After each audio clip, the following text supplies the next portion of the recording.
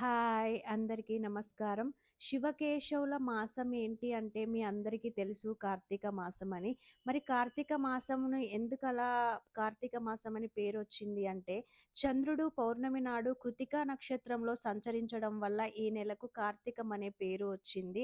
ఈ మాసంలో సోమవారంకున్న ఇంపార్టెన్స్ మీ అందరికీ తెలుసు. ఎందుకంటే శివుడికి చాలా ఇష్టం. సోమవారం రోజు ఉపవాసం ఉండి శివుడిని ఆరాధించి సాయంత్రం నక్షత్ర దర్శనం తర్వాత దీపాలను వెలిగించి భోజనం చేస్తే సకల శుభాలు కలుగుతాయంటారు. అలాగే ద్వాదశికి కూడా ప్రాధాన్యం ఉంది. ఎందుకంటే విష్ణుమూర్తి తులసీలకు కళ్యాణాన్ని జరిపించి దీపాలను వెలిగిస్తారు. ఆషాఢ శుద్ధ ఏకాదశి నాడు పాలకడలిలో యోగనిద్రకు ఉపక్రమించిన మహావిష్ణువు కార్తీక శుద్ధ ఏకాదశి రోజున మేల్కొని ద్వాదశి నాడు లక్ష్మీదేవిని పరిణయమాడతాడని విష్ణు పురాణం మనకు తెలియజేస్తుంది. అందుకే ద్వాదశి నాడు సాయంత్రం తులసిని లక్ష్మీదేవిగా అలంకరించి ఉసిరి చెట్టును శ్రీమన్నారాయణుడిగా భావించి కళ్యాణం జరిపించి దీపాలతో అలంకరిస్తాము.